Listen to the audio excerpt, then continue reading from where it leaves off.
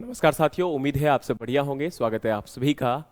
आज आपके साथ एक एग्रीकल्चर एक्सपोर्ट सेक्टर से जुड़ी हुई काफ़ी इंपॉर्टेंट और महत्वपूर्ण स्कीम जो कि रिसेंटली लॉन्च की गई है, इस स्कीम को हम लोग डिस्कस करने वाले हैं, इस प्रोग्राम को डिस्कस करने वाले हैं, इस इनिशिएटिव को हम लोग डिस्कस करने वाले हैं। इससे एग्रीकल्चर में क्या फ़ायदा होगा, एग्रीकल्चर जो एक्सपोर्ट सेक्टर है वो कैसे इंक्रीज होगा, किसानों को कैसे फ़ायदा मिलेगा, या जो नए एग्रीटेक हैं या नए एग्रीकल्चर एंटरप्रेन्योर्स हैं उनको कैसे इसमें फ़ायदा मिल सकता है।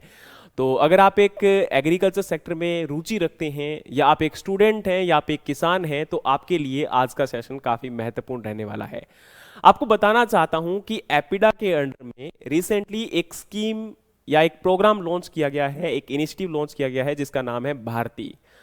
इस भारती की फुल फॉर्म है Bharat hub for agritech resilience and advancement and incubation. मतलब कि भारत जो है उसको हमें एक हब बनाना है, भारत को हमें एक एग्रीकल्चर सेक्टर के अंदर टॉप पर लेकर आना है, जहां पर हम हमारे एग्रीकल्चर टेक्नोलॉजी को बूस्टअप कर सकें, हमारी जो रेजिलेंसी है उसको बेहतर बना सकें, और एग्रीकल्चर में और बेहतर एडवांसमेंट्स और इनोवेशंस को आपका ऐड ऑन कर सकें, और जितने भी हमारे एंटरप्रेन्योरशिप्स डेवलप हो रहे हैं उनके लिए बेहतर इंक्यूबेशन, यानी कि उनके लिए आपका ऐसे प्रोग्राम लेकर आए जाएं, उनको आपका गाइड किया जाए कि कैसे हम आने वाले समय के अंदर इनकम को इंक्रीज कर सकते हैं, हमारी जो फूड है उनको प्रोसेस कर सकते हैं, उनको एक्सपोर्ट कैसे कर सकते हैं, उनकी मार्केटिंग कैसे कर सकते हैं, यानी कि ओवरऑल इससे आने वाले समय के अंदर एग्रीकल्चर सेक्टर को बूस्टअप करना, इसमें और ज्यादा एम्प्लॉयमेंट के ऑप्शन जनरेट करना, और किसानों को और ज्यादा सशक्त बनाना और सस्टेनेबल फार्मिंग की तरफ मूव करना, डाइवर्सिफिकेशन की तरफ मूव करना, ये इससे पॉसिबल हो पाएगा। इस प्रोग्राम या इनिशिएटिव के तहत ना कि केवल आपका प्रोडक्शन को इंक्रीज करना है, एक्सपोर्ट को इंक्रीज करना है, बल्कि इनोवेशंस और टेक्नोलॉजी को भी आपका एग्रीकल्चर में ऐड ऑन करना है, और भारत से मैक्सिमम आपका एक्सपोर्ट जो है उसको इंक्रीज करने का टारगेट इसके द्वारा रखा गया है। तो आइए जानते हैं स्कीम के बारे में। तो सबसे पहले बताना चाहता हूं कि एपिडा के द्वारा, एपिडा क्या है, आपका एक इंस्टीट्यूशन है, agricultural processed and food product export development authority, जिसके द्वारा लगातार जो हमारा फूड एक्सपोर्ट किया जाता है, एग्रीकल्चर प्रोडक्ट आपके एक्सपोर्ट किए जाते हैं, ऑर्गेनिक प्रोडक्ट आपके एक्सपोर्ट किए जाते हैं, उनको प्रमोट करना, यानी कि एग्रीकल्चर एक्सपोर्ट को बूस्टअप करने का मेन टारगेट है एपिडा की, और जो कि ministry of commerce and industries के अंडर में आता है। कई बार कंफ्यूज हो जाते हैं हम लोग कि शायद ये मिनिस्ट्री ऑफ एग्रीकल्चर के अंडर में है, लेकिन नहीं, ये ministry of commerce and industries के अंडर में है, और जिसके जो मिनिस्टर हैं आप लोगों को पता होगा कि पीयूष गोयल जी हैं। ठीक है, और ये जो प्रोग्राम आपका भारती है वो 31 अगस्त 2025 को इसको लॉन्च किया जाता है। अब बात करें तो मैंने जैसे आपको बताया कि एपिडा क्या काम कर रहा है, तो एपिडा भारत के अंदर जो एग्री फूड एक्सपोर्ट है उसको प्रमोट करने का काम करता है, और इसके साथ साथ में मेनली यहां पर विजन रखा गया है इस भारतीय इनिशिएटिव के अंडर में कि एग्रीकल्चर जो एक्सपोर्ट है, एग्रीकल्चर ट्रेड सेक्टर है, उसको एज ए ग्लोबल लेवल पर इंडिया को हब बनाया जाए, इंडिया को यहां पर जो है और ज्यादा अच्छी रैंकिंग पर पहुंचाया जाए, जहां पर हम लोग सभी कंट्रीज को, क्योंकि लगातार पिछले कुछ सालों के अंदर हमारे देश में उत्पादन तो बढ़ा है, और उत्पादन बढ़ने के साथ साथ जरूरी है कि इस फूड को, क्योंकि अगर हम केवल हमारे देश में रखेंगे तो उससे फूड की वेस्टेज भी ज्यादा होगी, उतना हमारे देश में कंजप्शन भी नहीं होगा। तो अब जो बल्क में कंजप्शन हो जाता है तो अब जरूरी हो जाता है कि उसको हम दूसरे देशों में भी एक्सपोर्ट करें। अब दूसरा क्या होता है कि एक्सपोर्ट अगर हम करते हैं तो वहां से एक्सपोर्ट अर्निंग भी हमें मिलती है, यानी कि जो आपकी बाकी देश अगर हमसे परचेज करते हैं तो हमारा जो ओवरऑल जो फॉरेन एक्सचेंज है वो बढ़ जाता है, जिससे फॉरेन रिजर्व बढ़ने के कारण हमारे देश की जो इकोनॉमिक कंडीशन है वो और ज्यादा बेटर हो जाती है। तो इसी को मेन टारगेट या फोकस किया गया है। इसके अलावा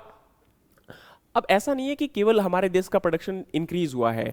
इसके अलावा कई क्रॉप ऐसी हैं जिनमें डिक्रीमेंट भी काफ़ी ज़्यादा हुआ है, और प्रोडक्टिविटी की बात करें तो हम काफ़ी कंट्रीज से आज भी पीछे हैं, लेकिन उसका मेन टारगेट है कि हमारे देश के अंदर टेक्नोलॉजीज़ का उतना अच्छा प्रयोग नहीं किया जा रहा है, हम लोग सस्टेनेबल वे के साथ आज भी प्रोडक्शन नहीं कर पा रहे हैं। तो कहीं ना कहीं अगर टेक्नोलॉजी को इसमें एडिशन किया जाएगा तो उससे वो भी फ़ायदा हमें मिल सकता है, लेकिन वो हमारा एक अलग टॉपिक बन जाता है, हम कभी उसके ऊपर बाद में चर्चा करेंगे। लेकिन आगे बढ़ते हैं, तो अब आपको बताना चाहता हूं कि ये जो भारतीय स्कीम है वो इतनी ज्यादा इंपॉर्टेंट क्यों हो जाती है, क्यों इसकी नेशनल और इंटरनेशनल लेवल पर इतनी ज्यादा इंपॉर्टेंस है? क्योंकि 31 अगस्त को जब इस स्कीम को लॉन्च किया गया था, तो इस लॉन्चिंग को मेनली फोकस किया गया था आपका food and beverage sector stakeholders की मीटिंग के दौरान, जिस मीटिंग के अंदर union commerce and industries minister Piyush Goyal ji वहां पर प्रेजेंट थे। इसके अलावा वहां पर यूएई के जो मिनिस्टर थे, फॉरेन ट्रेड मिनिस्टर डॉक्टर थानी बिन अहमद अल Zeyoudi,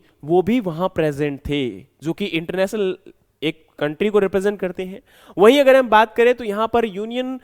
food and processing industries minister Chirag Paswan ji भी वहां पर प्रेजेंट थे। इसका मतलब है कि ये हमारे देश के साथ साथ इंटरनेशनल लेवल पर भी इंपॉर्टेंस को बढ़ाता है और एक प्रकार से हमारे बढ़ते हुए कद को एग्रीकल्चर एक्सपोर्ट फूड सेक्टर के अंदर आगे लेकर जाने के लिए भारत को और ज्यादा इनिशिएटिव करता है। और हम लोग अगर इसको और ज्यादा बेटर करेंगे, इसमें हमारा एडवांसमेंट करेंगे, तो हो सकता है कि आने वाले टाइम के अंदर जो हमारी एग्रीकल्चर के अंदर एंटरप्रेन्योरशिप है, जो नए एग्रीटेक डेवलप हो रहे हैं, उनको सहायता मिलेगी, वो और ज्यादा आगे बढ़ पाएंगे और आने वाले समय के अंदर भारत को एक अच्छी रैंकिंग पर पहुंचाया जा सकता है। तो सबसे पहले यहां पर इसके ऑब्जेक्टिव्स के बारे में बात करते हैं। तो मेन ऑब्जेक्टिव भारतीय के हैं। सबसे पहला टारगेट है कि 100 एग्री फूड और एग्री टेक स्टार्टअप्स को एम्पावर करना। अब क्या किया जाएगा? अभी रिसेंटली आपको पता होगा भारतीय स्कीम के अंडर में जो एप्लीकेशन फॉर्म है वो एक्सेप्ट किए जा रहे हैं। जितने भी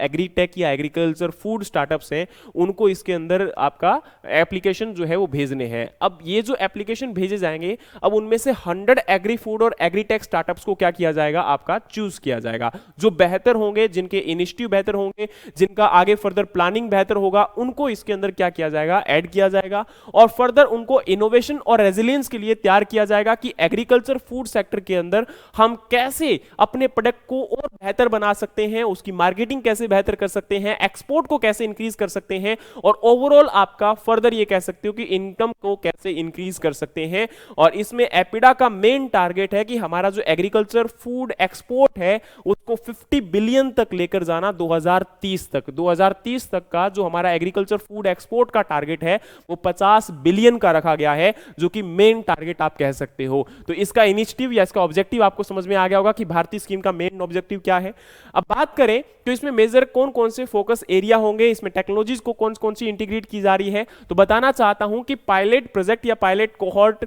सितंबर 2025 से अगले 3 महीने के लिए एक एज ए एक्सेलरेशन प्रोग्राम इसको लॉन्च किया जा रहा है, जिसके अंदर मेजर फोकस किया जा रहा है जीआई जो आपके टैग प्रोडक्ट हैं उनके ऊपर, ऑर्गेनिक और सुपर फूड्स के ऊपर, लाइव स्टॉक प्रोडक्ट के ऊपर, नोवल प्रोसेस्ड फूड के ऊपर और आयुष बेस्ड जो प्रोडक्ट है उनको फोकस में रखा जा रहा है कि इनसे जो आपके एग्री फूड या एग्री टेक जो आपके यहां पर बिजनेस है या एंटरप्रेन्योरशिप है उनको इसके अंदर एड ऑन किया जाए, उनको और ज्यादा बेहतर बनाया जाए। और जो टेक्नोलॉजी इंटीग्रेट इसमें किए जा रहे हैं वो AI based quality control, blockchain traceability, IoT enabled cold chain and agri fintech solutions, इनको इसमें ऐड किया जाएगा, इन टेक्नोलॉजीज को इसमें इंटीग्रेट किया जाएगा ताकि इन टेक्नोलॉजीज की सहायता से और बेहतर आपका जो है एंटरप्रेन्योरशिप को आगे बढ़ाया जाए और उनको और ज्यादा जो है एक ये कह सकते हो कि बड़े लेवल पर लेकर जाया जाए। क्योंकि देखो जब टेक्नोलॉजीज को ऐड किया जाता है तो काफी काम आसान किए जाते हैं और उसके साथ साथ में क्वालिटी के ऊपर भी फोकस किया जाता है ताकि एक्सपोर्ट के लिए जो हमारी उसकी क्वालिटी की रिक्वायरमेंट है उसको मेंटेन किया जा सके और वहां तक हम लोग जो है एक बेटर प्रोडक्ट जो है पहुंचा सकें और जिससे इंटरनेशनल मार्केट में हमारी डिमांड बढ़ सके। अब मेजर जो चैलेंजेस इसके अंदर एड्रेस किए जा रहे हैं, यानी कि कौन कौन सी चुनौतियों को हम भारतीय इनिशिएटिव के थ्रू आपका एक प्रकार से खत्म कर पाएंगे या फिर उन चैलेंजेस को हम लोग फेस कर पाएंगे जिससे आपका और ज्यादा बेहतर हो पाएगा। अब आप लोग जानते हैं कि एग्रीकल्चर प्रोडक्ट्स हमारे क्या होते हैं? पेरिसेबल्स होते हैं, यानी कि जल्दी खराब हो जाते हैं। बहुत जल्दी खराब होने के कारण, उनकी नेचर के कारण हमारे लॉसेस काफी ज्यादा बढ़ जाते हैं। तो आज प्रेजेंट टाइम में आपको पता होना चाहिए कि लगभग 1.5 ट्रिलियन हमारा पोस्ट हार्वेस्टिंग लॉसेस एग्रीकल्चर जो आपका हॉर्टिकल्चर प्रोडक्ट्स के अंदर जो है लॉसेस देखने को मिलते हैं, पोस्ट हार्वेस्टिंग लॉसेस। तो उन लॉसेस को कम किया जाए तो इसके भारतीय इनिशिएटिव के थ्रू इस लॉसेस को कम किया जाएगा क्योंकि टेक्नोलॉजी को ऐड किया जा रहा है, इसके साथ आपका प्रोसेसिंग किया जा रहा है, वैल्यू एडिशन किया जा रहा है, तो जिससे उस प्रोडक्ट को एक अदर प्रोडक्ट में कन्वर्ट कर सकते हैं या फिर हम टेक्नोलॉजी की सहायता से, कोल्ड स्टोरेज चेन की सहायता से उनको आपका कंज्यूमर तक जल्दी पहुंचा सकते हैं या फिर उसकी वैल्यू एडिशन की जा सकती है या फिर इसके साथ हम और लंबे टाइम तक उसको स्टोर करके रख सकते हैं ताकि उसको खराब होने से बचाया जा सके और मंडी के अंदर एक बेहतर दाम भी किसान को दिलवाया जा सके। नेक्स्ट आपका है high wastage in supply chain. आप लोग जानते हैं कि लगातार आपका वेस्टेज बहुत ज्यादा होता है, खराब चीजें बहुत जल्दी हो जाती हैं, तो उस वेस्टेज को कम किया जाए, जो वेस्टेज की समस्या है उसको रिड्यूस किया जाए। नेक्स्ट आपका है logistic and cold storage issue, जो आपका ट्रांसपोर्टेशन का या कोल्ड स्टोरेज की जो समस्या है उसको बेहतर बनाना यहां पर इस स्कीम के अंदर टारगेट रखा गया है। यानी कि जो इश्यूज हैं ये मेजर इश्यूज हैं जिनको यहां पर या फिर रेगुलेटरी जो आपके कंप्लायंस बैरियर होते हैं, समस्याएं होती हैं, उनको भी इसके अंदर कम करने का टारगेट रखा गया है अंडर द भारतीय स्कीम, ताकि ये जो भी एंटरप्रेन्योरशिप इसके अंदर ऐड ऑन किया जाए ये लोग अपने आप को बेहतर बना सके और इन समस्याओं का जो सामना कर रहे हैं इन समस्याओं को निजात पाने में ये भारतीय स्कीम क्या करने वाली है, हेल्प करने वाली है। यही इसका मेन क्या है, चैलेंजेस जो एड्रेस किए जा रहे हैं उनको बेटर करना है। नेक्स्ट आपकी बारी आती है कि भाई इसमें कोलैबोरेशन या फिर जो इकोसिस्टम्स हैं वो कौन कौन से हैं या पार्टनर कौन कौन है। तो स्टेट एग्रीकल्चर यूनिवर्सिटीज या स्टेट एग्रीकल्चर बोर्ड आपके हैं या आईआईटी एनआईटी यूनिवर्सिटीज हैं, इंडस्ट्रीज बॉडीज हैं या फिर इंक्यूबेटर्स हैं, वो इसके सहायता बनेंगे ताकि अब इसमें मेनली क्या है, प्राइवेट ट्रेडर्स को, प्राइवेट इंडस्ट्रीज को, प्राइवेट जो आपके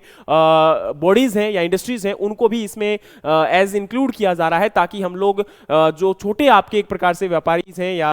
छोटे आपके जो इंडस्ट्रियलिस्ट हैं उनको इसमें ऐड ऑन कर सकें और बेहतर उनको जो है आपका एक सुविधा दे सकें और उसके साथ साथ में कैसे उनको गाइड किया जाए, कैसे उनको एज ए इंक्यूबेशन प्रोग्राम के अंदर ऐड किया जाए ताकि वो भी एक बड़े सेक्टर के अंदर या बड़े आपके जो है एंटरप्रेन्योरशिप बन सकें और भारत को एक अच्छे लेवल पर रिप्रेजेंट कर सकें। तो annual incubation model to ensure the continuous innovations, मतलब यहां पर इंक्यूबेशन मॉडल के तहत ये फोकस किया जा रहा है कि क्या क्या हम नए इनोवेशंस कर सकते हैं, नई टेक्नोलॉजीज को लेकर आ सकते हैं जिससे इस सेक्टर को और ज्यादा बूस्टअप किया जा सके। नेक्स्ट हमारी बारी आती है जी कि इसके अंदर अलाइनमेंट या फिर जो नेशनल आपकी प्रायोरिटीज क्या है। तो आप लोग जानते हैं कि भारतीय राष्ट्रीयता जो हमारी है, मेजर जो हमारे राष्ट्र की जो प्रायोरिटीज हैं उनको फोकस में रखते हुए, जैसे आप लोग जानते हैं कि हमारे देश की आज प्रायोरिटी है कि आत्मनिर्भर भारत बनाना, वोकल फॉर लोकल, यानी कि हमारे देश का ही लोकल प्रोडक्ट को ही हम लोग यूज करें, और डिजिटल इंडिया, स्टार्टअप इंडिया, इन सभी इनिशिएटिव जो हमारे देश के मेजर अभी टारगेट बने हुए हैं कि हम इनके तहत हमारे देश के अंदर रोजगार पैदा कर सकें,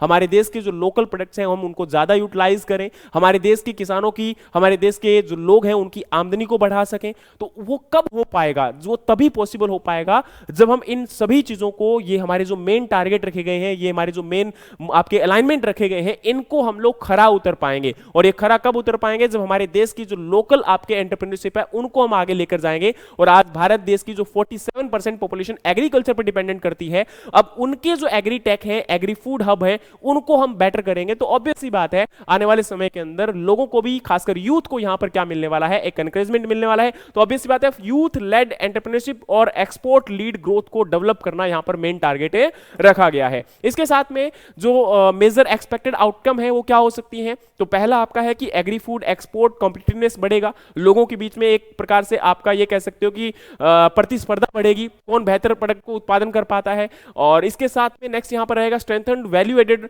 एग्री फूड इकोसिस्टम,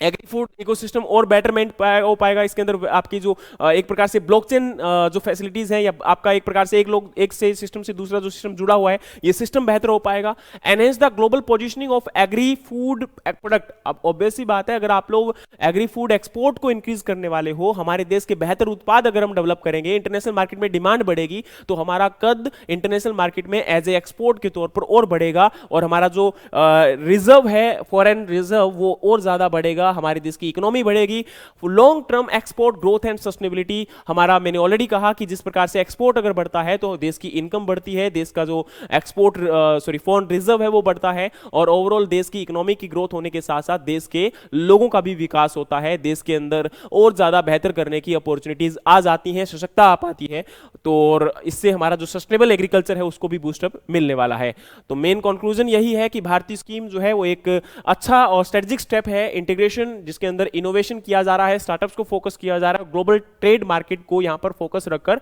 इसको स्टार्ट किया गया है। एम है कि भारत को आपका एज ए लीडर यहां पर घोषित करना है, किसके अंदर, सस्टेनेबल टेक ड्रिवन और एग्री फूड एक्सपोर्ट में, है ना, कि भारत के अंदर जो एक बेटर और अच्छा product as a agriculture develop किया जाए, उसके बाद उनकी वैल्यू एडिशन की जाए और उसके बाद उसको एक्सपोर्ट या विदेशों के अंदर मार्केट में हमें और ज्यादा बेहतर प्रोडक्ट के रूप में बाकी देशों के कंपैरिजन में रखना है, सस्ते दामों के ऊपर। क्योंकि देखो जब तक परचेज करने वाला कंज्यूमर अगर देखेगा कि एक प्रोडक्ट महंगा है, एक प्रोडक्ट आपका सस्ता है, तो ऑब्वियस सी बात है हम कॉम्पिटिटिवनेस में नहीं आ पाएंगे। हमारा अगर प्रोडक्ट महंगा होगा तो फिर वही बात है, वही लोग परचेज कर पाएंगे जो लग्जरी आइटम को अफोर्ड कर सकते हैं। तो हमें एक अफोर्डेबल प्राइस के साथ उसको इंटरनेशनल मार्केट में पहुंचाना है, ये भी कहीं ना कहीं टारगेट हो जाता है। और साथ में यूथ को यहां पर अंगेज करना है ताकि वो लोग एग्रीकल्चर की तरफ अंगेज हो सके, क्योंकि यूथ आज प्रेजेंट टाइम में एग्रीकल्चर को नहीं अडॉप्ट करना चाहता बिकॉज ओनली एंड ओनली कि इसमें प्रॉफिट उतना परसेंटेज नहीं निकल कर आता है। तो ये वीडियो था रिगार्डिंग भारतीय स्कीम अंडर द एपीडा।